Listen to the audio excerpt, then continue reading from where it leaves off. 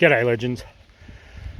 Well, crypto markets are quite red right now, and there is nothing but bullish news apart from one thing, and I think it's the thing that is affecting us the most. First, I'll go over the bullish news. We have had Larry Fink from BlackRock come out on Bloomberg in an interview saying he thinks that Bitcoin will go to 700,000.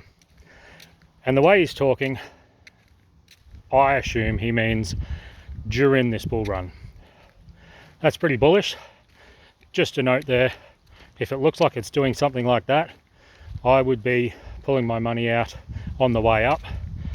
That's me personally, not financial advice for you. But the reason I say that is because if he's predicting 700,000, BlackRock will probably be the ones who send it back the other way. What else have we got? At the World Economic Forum, we've got the head of Coinbase platform, Brian Armstrong, telling everyone there on those panels that they do that he predicts that Bitcoin will go into the multi-millions. So that's in front of a lot of very wealthy people. Larry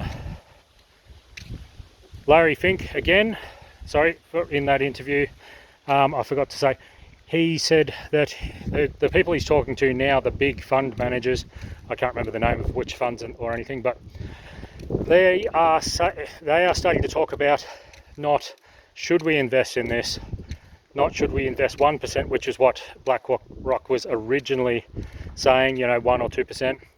They are now saying, should it be 2% or should we be up somewhere more like 5%? That's what he has said his big clients are starting to ask him. So really bullish news.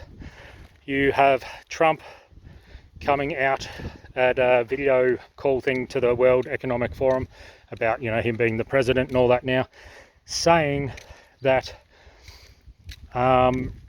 basically he intends for them to be, the US to be the leaders in AI and crypto. I dropped a little 8-second clip with the exact words that he has in there, but that's basically what it is. So all of these bullish news catalysts, why is your crypto down right now? Well, there's something that happened, I'm going to say back in June, I think, off the top of my head. It's to do with the Japanese interest rates. There's something called the yen carry trade, or Japanese carry trade, which basically is that when other countries or really wealthy corporations want to borrow money, they go to the most least expensive country to borrow from. And so for the last, I don't know, a long time, 10 years, whatever, it's been Japan. So because Japan's had 0% interest rates. And so if you borrow, billions of dollars at 0% interest rate, and then you go and invest it somewhere else, say, that has high interest rates, America, Australia, whatever, and then all of a sudden Japan ups their interest rates, you now have to pay a heap of interest, millions, whatever, of interest. And so what happened about in June, I think it was, Japan raised their interest rates for the first time in years. It was like 2 or 3 years or something. It's the first time they'd done anything. And they went from 0 to 0.25%. And that absolutely tanked the stocks and crypto market. Bitcoin dropped like 20,000 in US. Like it went from near 70 to like 49, I think, something like that. And that lasted about a week to 2 weeks before we got back up to the 60,000 level, climbed up 10,000. Then we had to get back up again after those levels. So the reason that I'm bringing this up is the Japanese Fed, whatever they're called, they meet tomorrow, and they are predicted to raise interest rates again by another 0.25%. It's not much, doesn't sound like much, but to those people that have loaned, I'm guessing billions, who knows, maybe even trillions of dollars from them to go invest other places, being over the top greedy, and they've over allocated, this is going to cause them a lot of hurt.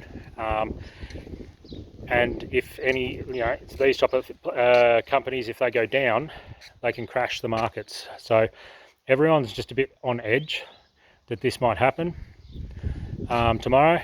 And then on top of that, the US Fed talks next week, or does their interest rate stuff, which is supposed to be, they're guessing is going to be paused. So even though everyone knows it's probably going to be paused, when it happens, that's still going to disgruntle some the investors. So these are all the things that are happening.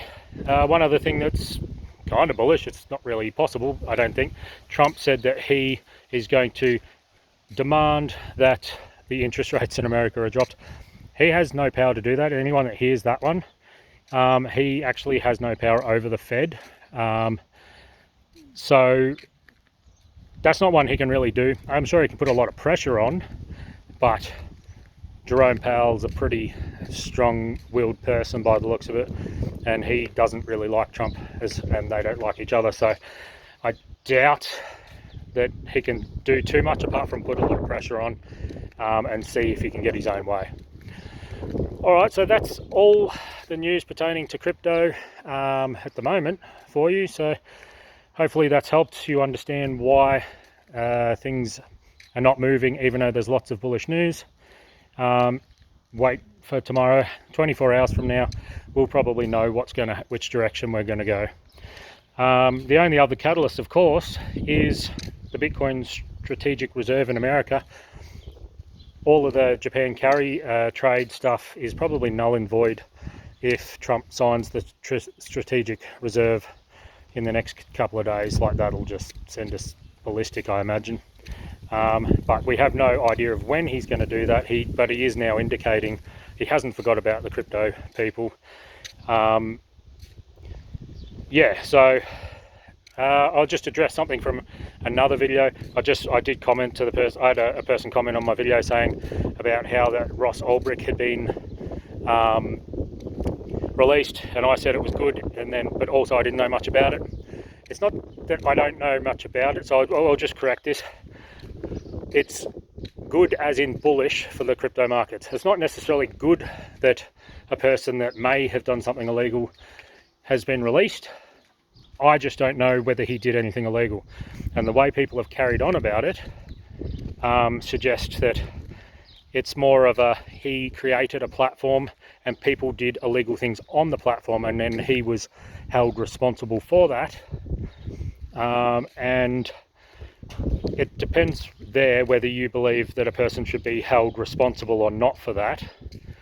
And I'm not going to get into it, because that's the reason I said I don't know that much about it. It was before my time, and I don't think I need to look into something like that to come out and tell you that it's bullish that he got released, bullish for the crypto markets, because it just proves that Trump hasn't forgotten about his promises to the crypto voters of the US. So that's something that he promised he was going to do. And he's obviously, I'm guessing he's looked into it and decided that even if he did something illegal, he has been given enough time, because he's been in jail for well over 10 years. So, sometimes you can, there's bad crimes, I won't say them out loud, but there's bad crimes you can do, and you would get less than 10 years or whatever he's had. And he was given 2 life sentences plus 40 years. Which I don't understand why people do that, but that's another story. So I just wanted to point out, I was pointing out it was bullish. The reason I said I didn't understand much about it is because it's before my time. I don't need to know that much about it, the exact details of what his crimes were. And yeah, that's well, I'll just leave it there. I think you get the point of what I'm saying. I hope that anyone that watched that one now understands that's what I was talking about. All right, I think I've covered everything. Have a great day. Do something nice for someone else. Crypto Bogan out.